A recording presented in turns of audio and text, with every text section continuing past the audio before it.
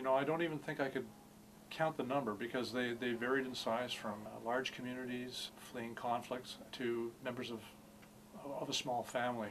So there's been, I think over the years we've probably had between 50 and 75 different language communities, ethnic communities in the school at any one time. So it's been quite amazing.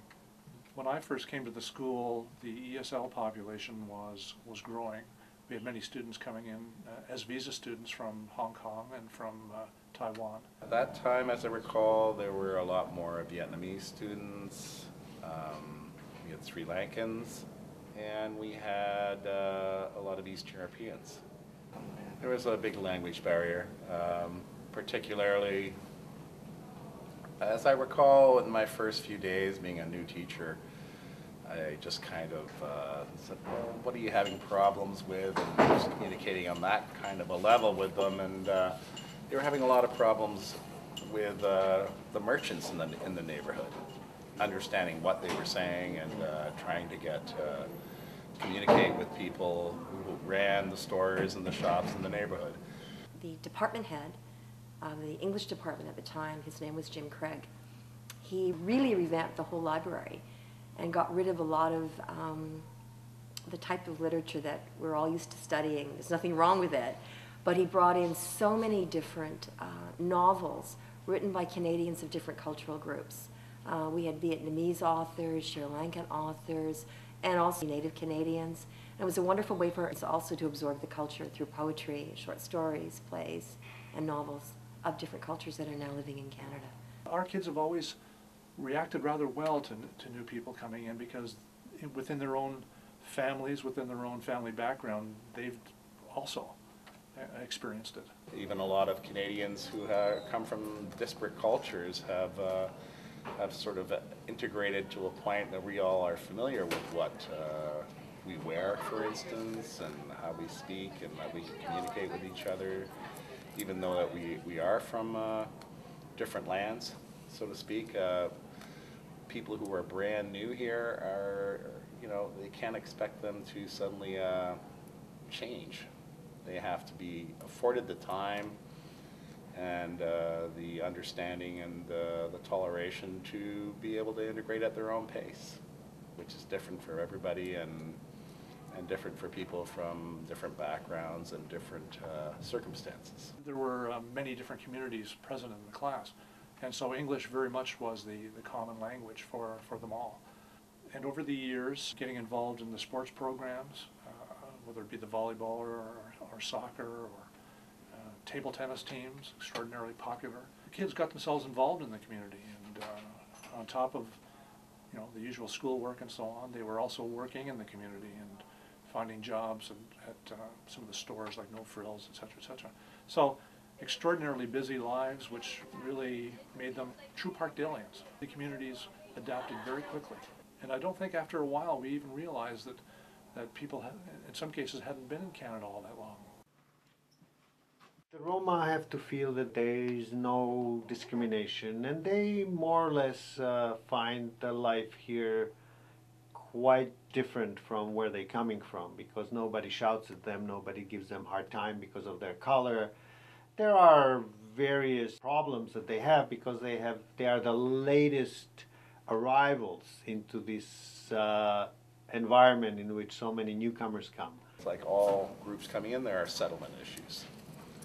And we have to provide them an opportunity to do better and integrate, if possible, into our society. When I came to the school last year in May, what I was trying to do was find different ways to integrate you guys. I was trying to find different ways to bring in Parkdale students that are Roma and non-Roma students together to do activities together. I think one thing we need to do as a school is have a lot more integration in classes. We could immerse these kids and break up their group into smaller groups somehow, force them to have to speak English a little bit more, show them that other students, you have nothing to fear of these students, you know, that these students are different than the students you went to school with in Hungary.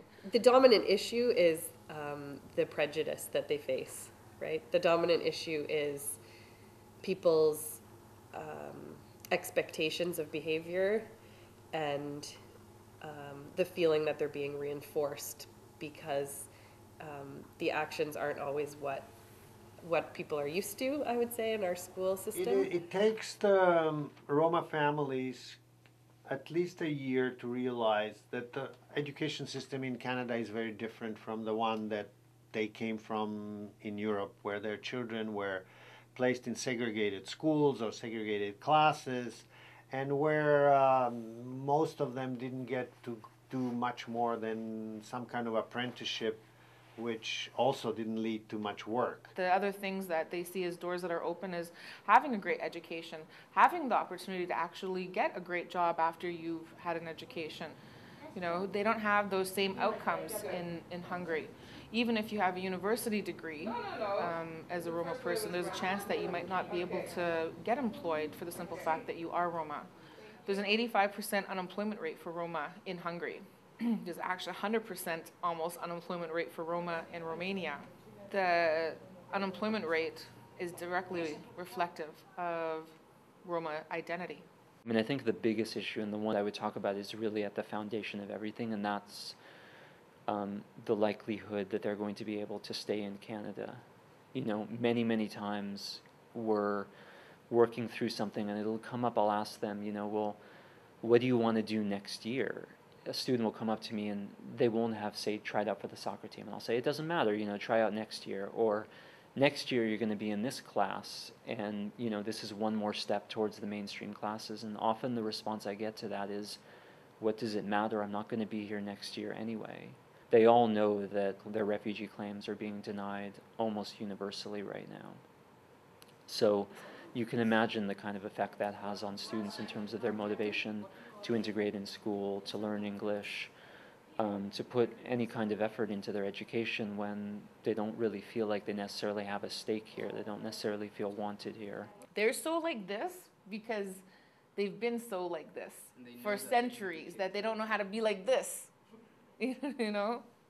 So when you see them all together hiding and they're all together hanging out, like this is like a self-preservation, self-protection kind of psychological way of being.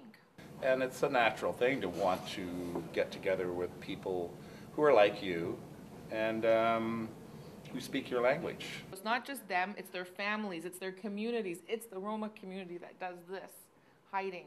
Why do you think you haven't heard anything about this community? The world hardly even knows about who Roma are. To this day, they've only heard about these mythological gypsies that travel in caravans and read crystal balls and tarot cards and put curses on people. The most difficult thing that I face, seeing how other people treat them as if they're not as important or as valuable, and that hurts because I can imagine that that's how they have experienced so much of their life, and I can't even imagine how you overcome obstacles if everywhere you turn you feel as if people don't trust you or don't think you're worthy of what everyone else is worthy of.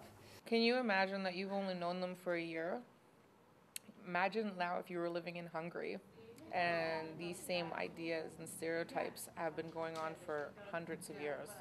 How hard it is to undo all of that thinking, you know, when something is so deeply embedded. It's not just you thinking that, it's your parents, it's your grandparents, it's your great-grandparents, it's your whole country thinking that. The Roma in Canada have to realize that the education is their ticket to better life, and that their children could do much better here, and that nobody's going to persecute them on the basis of their color or racial background, and that if they do well in school, then they have some possibilities. That has to sink into the Roma's minds, into their understanding of what their children can achieve here, because that wasn't the case in the countries where they came from. The fact that they could be Roma, they could live in peace, they could go to school, they could have jobs, they could have police protect them if need be, access to health care if need be, an ambulance will show up if they happen to be sick. They won't have Molotov cocktails thrown through their homes at night. They won't have, you know, neo-Nazi groups like the Magyar Garda marching through their neighborhoods. You know, the incentives for being here in Canada is like winning the lottery. You know, this is obviously a life that not just Roma, but people from anywhere around the world would like to have. You know, we have a great country. We are one of the very few countries in which you actually get to face a judge when you are being examined about your refugee claim. You can present your case in person.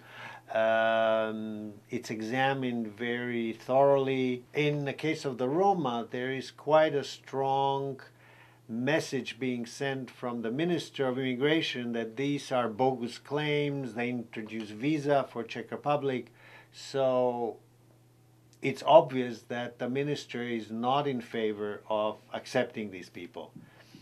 The members of the refugee board who make the final decisions are supposed to be independent decision makers, and their decisions are made independently, but their job depends on the minister. So if they go against what minister says, that's why I suspect that there is a lot of negative decisions because of the public pronouncement that the Minister of Immigration made against these Roma. Circumference. How much is the measurement around outside?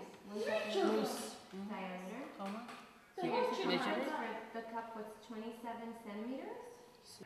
They are coming from a Central European country which is essentially democratic, but they suffer there very grave injustices, and from this far away, it looks like you look at Hungary or Czech Republic and you think, well, why would they have to come all the way here to get refugee status?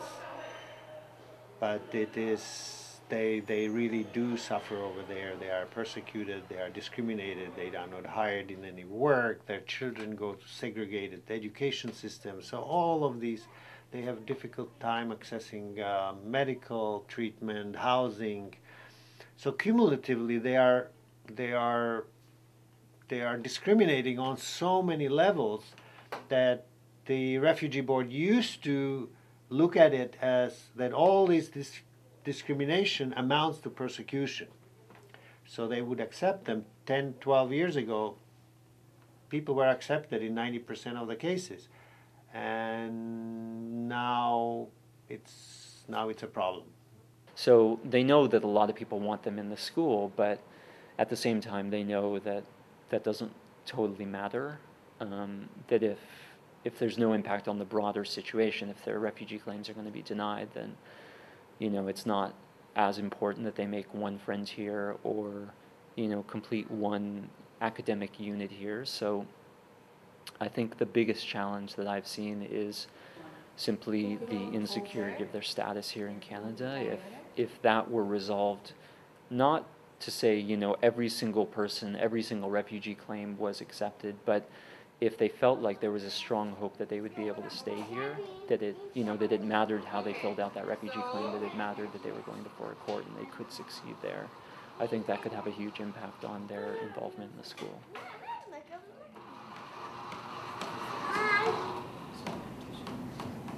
That's it. Okay.